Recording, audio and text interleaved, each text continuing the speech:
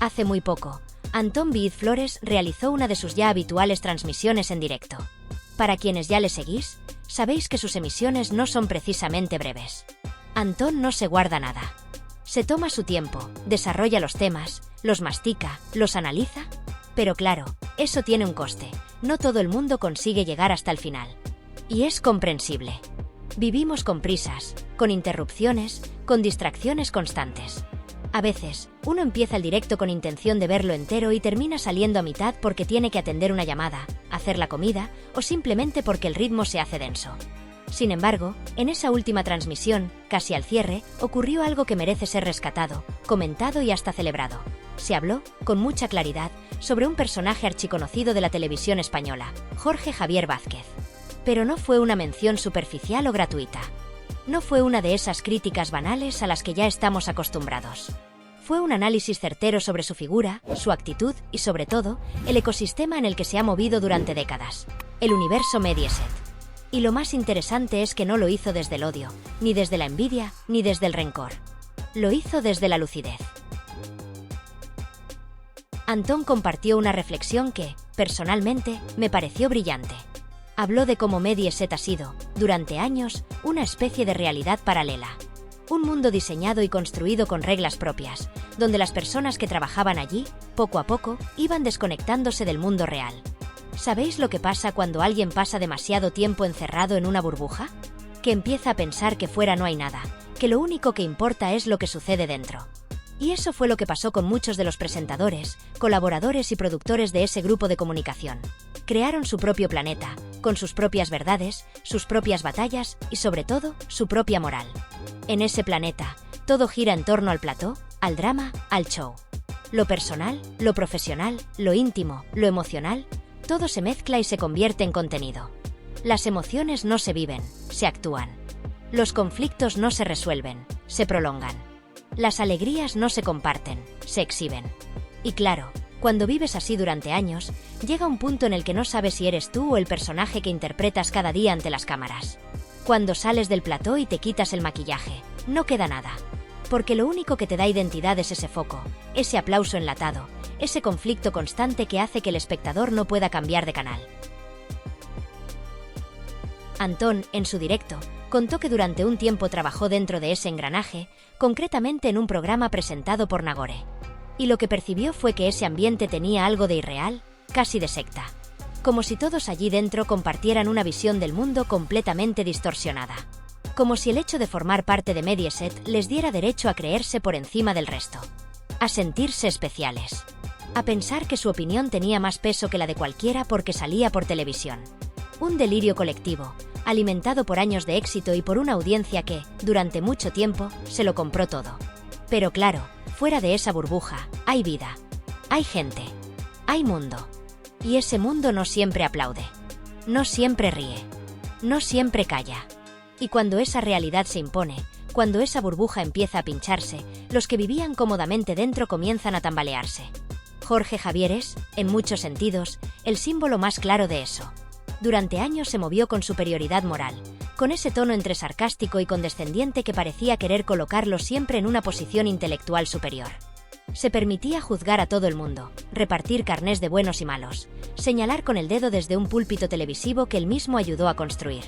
Pero ahora ya no funciona igual. La gente se ha cansado. El discurso ya no cuela. La autoridad ha perdido fuerza. Y aquí es donde viene uno de los momentos más interesantes del directo de Antón. Muestra un fragmento en el que Jorge Javier aparece bromeando con Paz Padilla, en pleno plató, en uno de esos instantes donde parece que todo es camaradería. Están todos con mascarillas. Pero la imagen esconde más de lo que parece. Porque poco después, Paz Padilla fue empujada fuera del programa precisamente por una polémica relacionada con las mascarillas. Y lo más fuerte es que esa presión vino desde dentro, desde sus propios compañeros, desde ese sistema que la había acogido durante años y que, de pronto, la expulsaba por no decir lo que tocaba decir. Fue Belén Esteban una de las encargadas de apuntar con el dedo. Y ese gesto revela mucho. Revela cómo funciona ese entorno. Hoy te apoyan, mañana te cancelan. Hoy te abrazan, mañana te escupen. Todo depende de a quién estás obedeciendo en ese momento. Y si te sales del guión, si decides pensar por ti mismo, si te desvías un poco, estás fuera. Así de simple. No hay empatía, no hay respeto, no hay memoria. Solo hay conveniencia. Antón se refiere a todo ese entramado como una secta televisiva. Y sinceramente, no me parece exagerado. Porque hay una lógica de control, de dependencia emocional, de aislamiento mental que recuerda mucho a las dinámicas sectarias. Te dan una identidad, te dan un propósito, te dan un entorno donde sientes que importas. Pero a cambio, te lo quitan todo si osas pensar diferente. Y lo más paradójico, lo que podría formar parte del guión de una gran sátira sobre los medios de comunicación, es lo que está ocurriendo ahora. Justo ahora, cuando el público, por fin, empieza a sacudirse las telarañas del engaño, cuando se comienza a cuestionar lo que durante años se consumía sin filtro alguno, como si fuese la única verdad posible, los protagonistas de ese circo mediático piden indulgencia.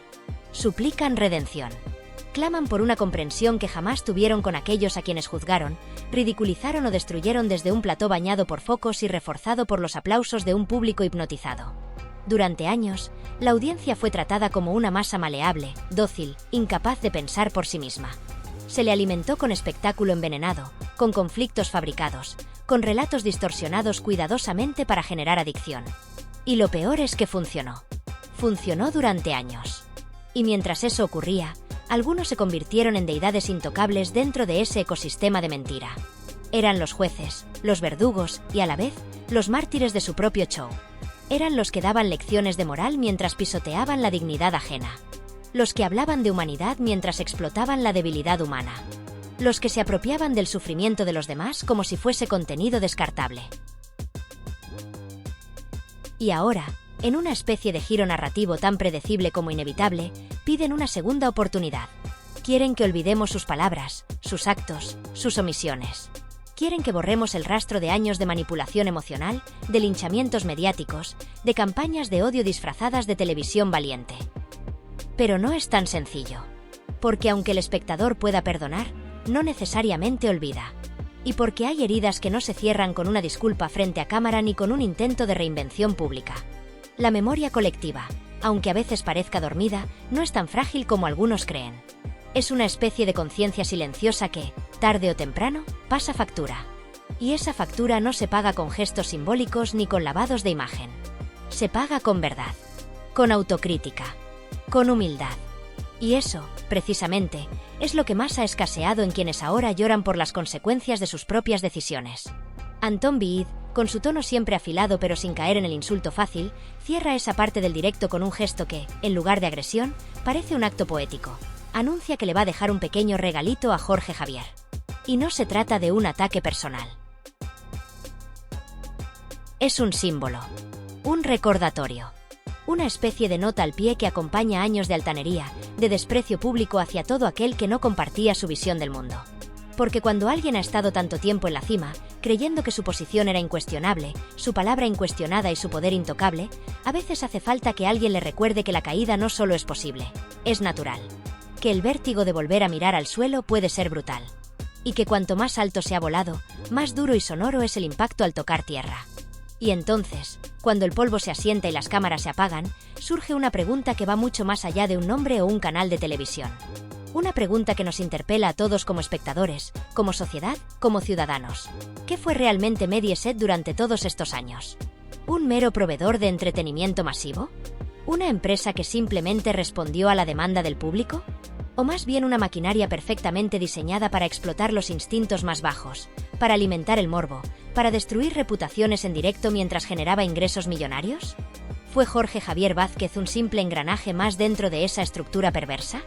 ¿Una víctima que, por estar demasiado dentro, ya no distinguía dónde acababa el personaje y empezaba la persona? ¿O fue, por el contrario, uno de los grandes arquitectos de ese universo paralelo, una figura que no solo lo habitó, sino que lo defendió, lo consolidó y lo expandió, incluso cuando las señales de podredumbre ya eran evidentes? Y quizá lo más relevante, ¿hemos aprendido algo como sociedad? ¿Ha habido un cambio real en nuestra forma de consumir contenido? ¿O simplemente hemos trasladado la misma adicción al conflicto, la misma fascinación por el derrumbe emocional de otros, a plataformas nuevas con caras distintas? ¿Hemos evolucionado o solo hemos cambiado el escenario? Porque si no hemos aprendido nada, si seguimos premiando el escándalo, el juicio sumario, la humillación pública disfrazada de opinión libre, entonces estamos condenados a repetirlo. Y lo haremos con nuevos nombres, con nuevos formatos, con nuevas redes sociales que sustituyen al viejo televisor. Pero el patrón será el mismo. La narrativa será idéntica. El daño, incluso, puede ser mayor porque ahora es más rápido, más viral, más incontrolable. Por eso este tipo de reflexiones no son solo un ajuste de cuentas con el pasado. Son una advertencia hacia el futuro. Porque si no aprendemos a distinguir el entretenimiento sano de la destrucción sistemática, si no aprendemos a exigir verdad, integridad y respeto en los contenidos que consumimos, entonces no solo volveremos a caer, sino que esta vez ni siquiera tendremos a quien culpar más que a nosotros mismos. En la televisión, como en la vida, hay momentos que definen una etapa. Instantes en los que se revela el verdadero rostro de quienes ocupan las pantallas a diario. Y si hay algo que ha quedado meridianamente claro en los últimos tiempos, es que ya no se puede seguir disimulando detrás de un guión cuidadosamente memorizado. El velo ha caído, y lo que muchos habían intuido durante años ahora se confirma a plena luz del día. Los discursos están sesgados, las emociones se manipulan, y algunas figuras mediáticas han dejado de informar para comenzar a señalar, juzgar y aplastar sin pudor. El ejemplo más reciente, y quizás más llamativo, lo protagoniza Jorge Javier Vázquez, una figura que en su día fue sinónimo de carisma televisivo y que ahora parece perder los papeles en pleno directo. Su comportamiento reciente, marcado por ataques viscerales, frases incendiarias y un lenguaje corporal cargado de resentimiento, ha provocado una reacción generalizada de incomodidad, incluso entre sus propios seguidores. El blanco de su ira, Rocío Flores. Una joven que, por mucho que se intente demonizar, ha decidido guardar silencio y no alimentar el circo mediático que constantemente gira a su alrededor. Pero vayamos por partes. Rocío Flores acudió hace poco a un evento, posiblemente en Sevilla, y como es lógico, fue abordada por la prensa. A las preguntas insistentes, respondió con algo tan humano como tajante: «Estoy cansada, no voy a contestar». Ni un insulto, ni una falta de respeto. Solo agotamiento. Una necesidad de poner límites. Pero para ciertos sectores del espectáculo, ese cansancio fue rápidamente interpretado como arrogancia, como una actitud altiva impropia de quien debe, supuestamente, dar explicaciones constantes. ¿Desde cuándo el agotamiento emocional es motivo de escarnio público? Y aquí es donde entra el doble rasero, ese criterio selectivo que algunos medios aplican sin el menor disimulo. Porque cuando Rocío Carrasco, años atrás, guardaba silencio ante situaciones infinitamente más comprometidas, fue defendida con uñas y dientes. Se justificó su silencio como una forma de protección personal, como un acto de autocuidado. Nadie le exigió que se peinara mejor, que pusiera buena cara, que se pusiera unas gafas y diera explicaciones. Nadie la ridiculizó por no querer hablar. Entonces, ¿por qué esa misma compasión no se extiende a Rocío Flores? La respuesta, por incómoda que sea, es evidente, porque hay intereses detrás. Porque hay una agenda narrativa que necesita construir villanos, y ella encaja perfectamente en ese papel inventado. Mientras tanto, Jorge Javier, lejos de aportar claridad o abrir un debate razonable, opta por el camino fácil, el ataque personal. Con el rostro deformado por la cólera, acusa a Rocío de tener cara de asco, de mostrarse como si perdonara la vida a quienes le hacen preguntas. La imagen que se congela en pantalla es la de una joven visiblemente fatigada, pero aún así con una sonrisa amable. Sin embargo, se insiste en proyectar sobre ella un odio que no existe, una hostilidad que no está presente, pero que se fuerza en el relato para generar polémica. Porque lo que vende no es la verdad, sino el conflicto. Y no solo se trata del contenido, sino del tono. Gritos. Amenazas veladas. Órdenes a los colaboradores para que callen y dejen que él continúe su monólogo tóxico. ¿Es esto el espectáculo que merece el público? ¿Es esta la forma de hacer televisión en 2025? Parece que algunos aún no han comprendido que el respeto también forma parte del show. El asunto se vuelve aún más turbio cuando aparecen en escena personajes como María Patiño, que en un intento por sostener el relato oficial, escenifica su indignación con una teatralidad exagerada. Golpea la mesa, se levanta de la silla, gesticula con furia. ¿Es necesario todo esto? ¿No ha quedado ya suficientemente claro de qué lado está? Su transformación ha sido tan evidente que resulta innecesario seguir sobreactuando. María ya ha cambiado su discurso tantas veces como se lo han pedido. Ya ha jugado a ser imparcial, a ser amiga, a ser enemiga, y ahora simplemente es una voz al servicio del espectáculo. Y lo más impactante, lo que verdaderamente marca un antes y un después en este episodio televisivo, sucede en el momento en que María Patiño, con una aparente naturalidad que en realidad esconde años de práctica en el arte del juicio público, se refiere a Olga Moreno como madre postiza. 2 palabras. Solo 2. Pero con un eco emocional demoledor. Porque no estamos hablando de una expresión inocente ni de un simple desliz verbal. Estamos hablando de una sentencia, de una etiqueta cargada de desprecio encubierto, que busca deslegitimar años de esfuerzo, dedicación y afecto real. ¿De verdad se puede reducir a madre postiza a una mujer que ha estado presente cada día, cada noche, en la vida de 2 hijos que no parió, pero que cuidó como propios? ¿Se puede mirar a los ojos a alguien que ha compartido los deberes, los desayunos, los días de fiebre, los nervios antes de un examen o una actuación escolar, y decirle que su papel fue secundario? Porque mientras Rocío Carrasco, por las razones que sean, y no estamos aquí para juzgarlas, estaba ausente, emocional o físicamente, Olga estaba. Estaba allí, sin cámaras, sin titulares, sin contrato televisivo, pero presente. Y a veces, la presencia, silenciosa, humilde, constante, vale más que 1000 discursos. Reducir todo ese recorrido humano a una frase como madre postiza no solo es injusto. Es cruel. Es borrar con la voz lo que otros construyeron con el corazón. Y es especialmente grave viniendo de alguien como Patiño, que se ha posicionado públicamente como defensora de los derechos de las mujeres, de las víctimas, del respeto emocional. ¿Dónde queda esa defensa cuando se lanza al barro para seguir alimentando una narrativa que necesita buenos y malos, verdugos y mártires, héroes y villanos?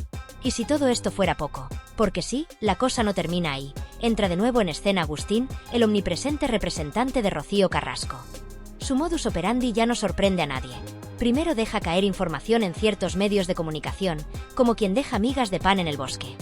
Luego, cuando esas filtraciones generan polémica, niega haber tenido algo que ver, se victimiza, se muestra indignado. Y finalmente, cuando todo estalla, reaparece con cara de sufrimiento y discurso de mártir. Un patrón repetido hasta la saciedad, que ya no engaña a una audiencia que empieza a estar harta de tanto teatro. Porque lo que estamos viendo no es solo una estrategia de comunicación. Es una maquinaria. Una máquina bien engrasada que, durante años, ha funcionado con precisión quirúrgica para proteger a unos y triturar a otros. Una narrativa impuesta desde arriba, sostenida por tertulianos alineados, titulares sesgados y montajes televisivos cuidadosamente editados para provocar una emoción concreta. Ya sea compasión, rabia o desprecio. Pero lo que no terminan de entender quienes manejan estos hilos es que el espectador de hoy no es el mismo de hace 20 años. Ya no se traga todo. Ya ha visto demasiados falsos documentales, demasiadas lágrimas forzadas, demasiadas traiciones televisadas. El público ha aprendido a leer entre líneas. A desconfiar de la música de fondo, del zoom dramático, de la frase sacada de contexto. Y por eso, los datos de audiencia se desploman. Porque la gente no es tonta. Porque ya no compran la mercancía emocional en mal estado que se les intenta vender cada tarde desde el plató. Y el caso de Rocío Flores se ha convertido, sin quererlo, en el símbolo perfecto de este agotamiento mediático. Una joven que, lejos de buscar protagonismo, ha optado por el silencio. Que, en lugar de contestar con gritos o exclusivas, simplemente no responde. Y eso duele más que 1000 palabras. Porque en un entorno donde todo está diseñado para provocar reacción, quien no reacciona rompe el juego. Descoloca. Frustra. Y por eso la atacan. Porque no juega con las reglas del espectáculo. ¿Pero es justo ese ataque? ¿De verdad alguien merece ser machacado públicamente por no querer hablar, por no querer alimentar el circo? Claro que se puede criticar. Se puede señalar que alguien guarda silencio ante la prensa, que evita a los medios. Por supuesto. Pero otra cosa muy distinta es hacerlo con desprecio. Es construir un personaje con cara de asco solo porque en una imagen aparece seria o cansada. Es sugerir que hay algo oscuro en su silencio, cuando quizás lo único que hay es agotamiento, tristeza o simplemente ganas de seguir adelante sin convertir su vida en un show. Porque al final, lo que permanece en la memoria del espectador no es únicamente el contenido de lo que se dijo, sino el modo en que se expresó. No es solo la información objetiva, sino la carga emocional y la intención que la acompaña. Y cuando esa intención se percibe como tóxica, como deliberadamente destructiva, como una forma encubierta, o a veces descarada, de humillar, herir o desacreditar, lo que se genera no es interés ni simpatía, sino rechazo. Un rechazo silencioso, a veces imperceptible en el momento, pero profundo. Un rechazo que se manifiesta poco a poco, en la desconexión emocional del público, en la caída de las audiencias, en la pérdida de credibilidad. Y eso es exactamente lo que está ocurriendo ahora. Esa es la razón real por la que muchos programas que antes eran líderes de audiencia, ahora no logran captar ni retener la atención del espectador. No es por culpa del horario. No es por el desgaste del formato. Es por el hartazgo. Porque la audiencia se ha cansado de ver siempre el mismo patrón. Personajes juzgados sin derecho a defensa, víctimas convertidas en verdugos a base de edición y narrativa, y tertulianos que juegan a ser jueces sin asumir la responsabilidad de sus palabras. La gente ya no busca sangre. Busca verdad. Busca humanidad. Busca historias que conmuevan porque son auténticas, no porque están guionizadas para provocar una reacción rápida. Quiere sentir empatía, no rabia. Quiere ver a personas reales, no caricaturas forzadas para encajar en una narrativa preestablecida. Y ahí es donde falla la televisión actual. Ahí es donde ha tropezado, una vez más, con su propia soberbia y su falta de adaptación a los nuevos tiempos. En lugar de evolucionar hacia un modelo más maduro, más respetuoso, más honesto con el espectador, algunos espacios televisivos han optado por seguir reciclando viejas fórmulas que antes funcionaban, sin darse cuenta de que el contexto ha cambiado. Ya no basta con elevar el tono de voz para ganar autoridad. Ya no impacta ver a alguien romperse ante una cámara si esa emoción parece más interpretada que vivida. La sensibilidad del público ha evolucionado, y exige algo más. Exige profundidad, contexto, respeto y, sobre todo, autenticidad.